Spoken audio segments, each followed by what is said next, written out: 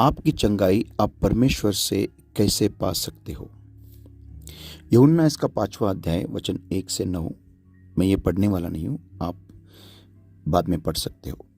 इसमें आप देखते हैं कि प्रभु यीशु मसीह बैतसैदा नामक एक कुंड के पास आता है और उस कुंड में वचन कहता है कि 5 ओसारे हैं और उन ओसारों में अनेक प्रकार के पीड़ित या फिर बीमार लोग वहाँ पड़े रहते हैं। कोई अंधे, गूंगे, बहरे व फलाना फलाना, और वो एक विशिष्ट समय की राह देखते हैं। वो समय यह होता है कि एक विशिष्ट समय पर स्वर्गदूत आएगा और उस कुंड में जो पानी है उसे हिलाएगा और जो पहले उस पानी में जाएगा वो चंगा हो जाएगा। इस सारे हलचल में हम देखते हैं कि वहाँ पर एक आदमी है जो 38 सालों से बीमार है। 38 सालों से वो उस अवस्था में बीमार है और यीशु मसीह उसके पास आता है और उससे कहता है, क्या आप चंगा होना चाहते हो? और वो आदमी कहता है कि मुझे पानी में डालने के लिए कोई नहीं है, इसलिए वो पानी जब हिलाया जाता है तो पानी में डालने के लिए कोई नहीं है। और तब यीशु मसीह उसके कहता है कि rise, take up thy bed and walk. उठ, तेरे बाज को उठा और चलते बन। और तुरंत हम देखते हैं कि वो आदमी चंगा हो गया। उसने अपनी बाज को उठाया और चलते बन गया और उसी दिन शब्बात का दिन था, सब्त का दिन था। परमेश्वर के संत हो, आज पवित्र आत्मा हमें इस वचन के द्वारा कुछ सिखाना चाहता है। हम हमारी चंगाई परमेश्वर से कैसे प्राप्त कर सकते हैं। मुद्दा क्रमांक 1, प्रभु यीशु मसीह उस आदमी से कहता है, उठ। आमीन, उठ। बहुत बार हम देखते हैं कि परमेश्वर की चंगाई तो है। वचन कहता है यशायाह की पुस्तक में कि उसके कोड़े खाने से हम चंगे हो चुके हैं। इसका मतलब साफ है कि हम बीमार गिरने से पहले ही 2023 साल पहले प्रभु यीशु मसीह ने हमारे लिए कोड़े खाए, हमारे चंगाई के लिए कोड़े खाए। इसका मतलब ये है कि बीमारी आ जाती है हमें, लेकिन हमारी दवाई 2023 साल पहले ही निकल चुकी है। आमीन, हालेलुया। तो अगर वचन ये कहता है कि उसके कोड़े खाने से हम चंगे हो चुके हैं, तो इसका मतलब ये है कि हमें बीमार रहने की कोई ज़रूरत नहीं है। सबसे पहली बात तो हमें हमारे मन में उठना पड़ेगा। मैं फिर से दोहरा रहा हूं, हमें हमारे विचारों में, हमारे मन में हमें उठना पड़ेगा। इस सोच से उठना पड़ेगा कि हम बीमार नहीं रह सकते। आमीन। डॉक्टर का रिपोर्ट कुछ भी हो, लेकिन हम बीमार नहीं रह सकते।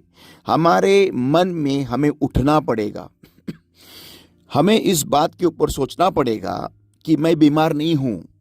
ये सोच हमारे मन में हमें डालनी पड़ेगी कि मैं बीमार नहीं हूं। आमीन। मैं चंगा हो चुका हूं। मैं बीमारी का घर नहीं रह सकता, क्योंकि मेरे प्रभु यीशु मसीह ने मेरे बीमारी के लिए एक कोड़ा खाया है। उसके कोड़े खाने से मुझे चंगाई मिल चुकी है। मिलने वाली नहीं है, मिल सकती है नहीं, मिल चुकी है। अगर वचन कहता है मिल चुकी है, तो हमारा विश्वास उस वचन के ऊपर होना चाहिए 100% कि चंगाई मिल चुकी है। तो फिर ये डॉक्टर का रिपोर्ट क्या है? झूठा है।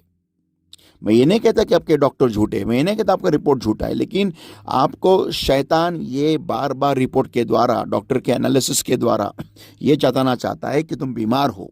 लोगों के द्वारा, देखो, आपके शुभचिंतक होते हैं, आपके करीबी लोग होते हैं, दोस्त होते हैं, रिश्तेदार होते हैं, जो आपको कहते हैं कि बीमार है तू, तो तू संभाल। यस, वो हमारी चिंता करते हैं, हमसे प्यार करते हैं, इसलिए हमें कहते हैं कि तू संभाल, तू ठीक से रहे, तू ठीक से खाना खा, दवाई ले, फलाना फलाना जो भी है।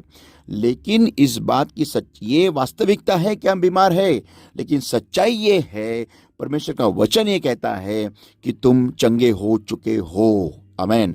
तो हमारे मन में हमें इस बात के ऊपर सोचना है कि मैं बीमार नहीं हूँ। यीशु मसीह ने कोड़े खाने के वजह से मैं बीमार नहीं हूँ, मैं चंगा हो चुका हूँ। ये बार बार मेरे मन में मुझे ये दोहराना है, मेरे मन में मुझे बीमारी से उठना है। आमेन। प्रभु यीशु मसीह ने उस आदमी से कहा, उठ। सबसे पहली बात, उठ। आमेन। हमें उठना है, हमारे विचारों में उठना है, हमारे परिस्थितियों में से उठना है, हमारे बीमारी की सोच जो है, हमारे मन में जो बीमारी की सोच है, उससे हमें उठना है। आमेन। लाचारी की सोच, उठना है। मददहीनता, जहाँ पर मुझे कोई मदद नहीं करेगा, मेरा कोई नहीं है, मुझे आशाहीनता की सोच, उसमें से हमें उठना है। Amen. Point number 2, take up thy bed. Amen. इसका मतलब take control of your situation. तुम्हारे परिस्थिति का नियंत्रण लो। आमेन। उस परिस्थिति के द्वारा चलाए मत जाओ, उस परिस्थिति के द्वारा यहाँ वहाँ फेंके मत जाओ, उस परिस्थिति के द्वारा यहाँ वहाँ इस डॉक्टर वो डॉक्टर, ये टेस्ट वो टेस्ट, यहाँ वहाँ फेंके मत जाओ, लेकिन अपने परिस्थिति का नियंत्रण लो। जब आप आपके सोच विचारों से उठते हो, जब आप जग जाते हो, जब आप उस चुनौती का सामना करने के लिए तैयार हो जाते हो, तो दूसरा पॉइंट ये है, हमें हमारे खटिए को या फिर हमारे बेड को या फिर हमारे खाट को उठाना है। इसका मतलब हमें हमारे सिचुएशन का कंट्रोल, हमारे परिस्थिति का कंट्रोल हमारे हाथ में लेना है। डॉक्टर ने ये कहा है तो मुझे ऐसा ही करना पड़ेगा, डॉक्टर ने वो कहा है तो ऐसा ही करना पड़ेगा, ऐसे ही जीना पड़ेगा, ऐसे ही रहना पड़ेगा। कोई ज़रूरत नहीं है। जब आपके अंदर विश्वास आएगा, जब परमेश्वर का वचन, परमेश्वर का रेमा आपको आएगा कि उठ, तब हमें एक्शन लेना है, हमें उठना है, हमारे सोच, हमारे विचारों को बदलना है। रोमियो की पत्री इसका 12वां अध्याय वचन 2 कहता है कि इस दुनिया के अनुसार अब बनो मत, लेकिन आप आपके मन के नए करने से आप नए हो जाओ। आमेन, हालेलुया। तो हमें हमारे विचारों को नया करना है, वचन के अनुसार हमारे मन को, हमारे मन में वचन घुसाना है, वचन हमें कूट कूट के खाना है और हमारे डीएनए को बदलना है। उसके बाद में हमें क्या करना है, हमारे परिस्थिति को हमें कंट्रोल में लेना है, जैसे दाऊद ने लिया। जब गलियात का सामना इजराइल की सेना कर रही थी, तो सब डरे हुए थे, सब उस प्रॉब्लम के अनुसार, उस समस्या के अनुसार सब हिल रहे थे, डुल रहे थे। गलियात उनके लिए एक बहुत बड़ी समस्या थी और वो सारा इजराइल राष्ट्र जो था, जो सेना थी इजराइल की, वो डरे हुए थे, सहमे हुए थे। क्यों? क्योंकि उनका जो प्रॉब्लम था गलियात, वो सबको एक चैलेंज, एक चुनौती दे रहा था। लेकिन वहां पर हम देखते हैं कि वहां पर एक छोटा लड़का आया, दाऊद नाम का, जिसका मन फ्रेश था, जिसका मन परमेश्वर के ऊपर लगा हुआ था, जिसने एक शेर को, एक भालू को फाड़ दिया था, मार डाला था। और ऐसा बंदा वहां पर आता है, परमेश्वर के द्वारा संचालित, जिसका मन परमेश्वर के वचन के ऊपर है, परमेश्वर के ऊपर लगा हुआ है, जो सिर्फ परमेश्वर से डरता है, जो सिर्फ परमेश्वर के सामने झुकता है। ऐसा बंदा वहां पर आता है और हम क्या देखते हैं, उसने पूरी सिचुएशन को अपने हाथ में लिया और गलियत को मार डाला। हालेलुया। जब आप आपके मन से उठते हो, जब आपके सोच से उठते हो, जब आप आपके विचारों से उठते हो, तब आप सिचुएशन को हैंडल करने लगते हो, आप सिचुएशन को चैलेंज करते हो, आप सिचुएशन को, परिस्थिति को आपके हाथ में लेते हो। आप डरते नहीं हो। परिस्थिति आपको यहाँ वहाँ फेंक नहीं सकती। फिर आप पतरस के समान उस नाव से जो यहाँ वहाँ फेंकी जा रही है, उस लहरों के वजह से, उस तूफान की वजह से, उस हवाओं की वजह से आप उस नाव के बाहर निकलते हो और उन्हीं ही तूफानी भरे लहरों पे आप चलने लगते हो जैसे यीशु मसीह चल रहा था। हालेलुया। इसका मतलब होता है अपनी खाट को उठा। आमेन। खाट तुझे, बीमारी तुझे खटिए पे सुला रही है, लेकिन प्रभु यीशु मसीह कहता है तू बीमारी को चैलेंज कर और अपनी खाट को उठा। आमेन। बीमारी को चैलेंज कर और अपनी खाट को उठा। हालेलुया। और फिर हम देखते हैं वैसे जैसे शमशोन ने किया, उस शेर को फाड़ डाला। जब शेर घुर्राते उसके सामने आया, तब वचन कहता है कि पवित्र आत्मा उसके ऊपर आया और उसने शेर को फाड़ दिया। पवित्र आत्मा ऐसे नहीं उसके ऊपर आया, पवित्र आत्मा ने ये देखा कि ये शमशोन मेरा बच्चा उस शेर को चैलेंज करने को, चुनौती देने को तैयार है, तब उसके ऊपर पवित्र आत्मा आया। प्रियो, जब भी कभी आप आपके समस्या को चुनौती देने की इच्छा रखते हो, मंशा रखते हो, अरमान रखते हो, तभी पवित्र आत्मा आपको आके अभिषेक करेगा। हालेलुया। लेकिन अगर आप डरे हुए हो, सहमे हुए हो, तो कुछ नहीं होने वाला, कुछ नहीं होने वाला। आप उस 38 साल की बीमार इंसान के जैसे आप कहोगे मुझे पानी में ढलने के लिए कोई नहीं है। प्यारो, ध्यान में रखिएगा, आप परमेश्वर के बच्चे हो, आप परमेश्वर का मंदिर हो, और परमेश्वर का मंदिर डरा हुआ, सहमा हुआ, परमेश्वर का बच्चा डरा हुआ, सहमा हुआ नहीं रह सकता। परमेश्वर का बच्चा शेर का बच्चा है और वो दहाड़ मारेगा। हालेलुया। आप ध्यान में रखिएगा, आपको सिचुएशन को कंट्रोल में लेना आपके हाथ में है। जैसे आप कंट्रोल में लेंगे, खुदावन आपको बलशाली बनाएगा, आपको ताकतवर बनाएगा, और आपको हर एक कदम, जैसा आप विश्वास का एक कदम लोगे, परमेश्वर आपको और बलशाली बनाएगा। दूसरा कदम लोगे और बलशाली बनाएगा। तीसरा कदम लोगे और बलशाली बनाएगा। कदम कदम पर आपको परमेश्वर बल देता रहेगा। जैसे आप आपके विश्वास के अनुसार आप कदम लोगे। हालेलुया। आपके विश्वास के अनुसार आप हर एक हाल चाल करोगे, आप कुछ भी कार्य करोगे, क्रिया करोगे, पवित्र आत्मा आपको बलशाली बनाते रहेगा। और एक दिन, हालेलुया, एक दिन आप विजय होगे, आप बीमारी से छुटकारा पाओगे, और वो भी बहुत जल्दी। हालेलुया।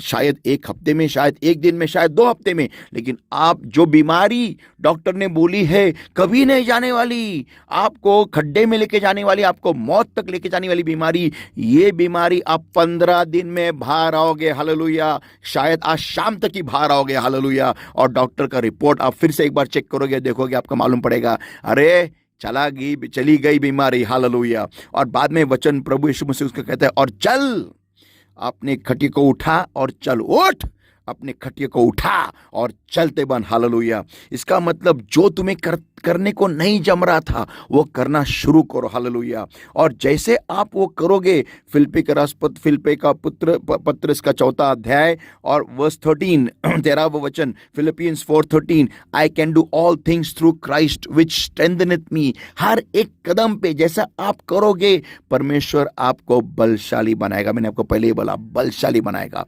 तो प्यारो, डरिए मत। वचन ये कहता है कि उठ, अपनी बाज को उठा और चलते बन। हालेलुया। परमेश्वर ने आपको विजय दिया है। परमेश्वर का शब्द आपके ऊपर आज आ रहा है, उठ, तू मेरा बच्चा है।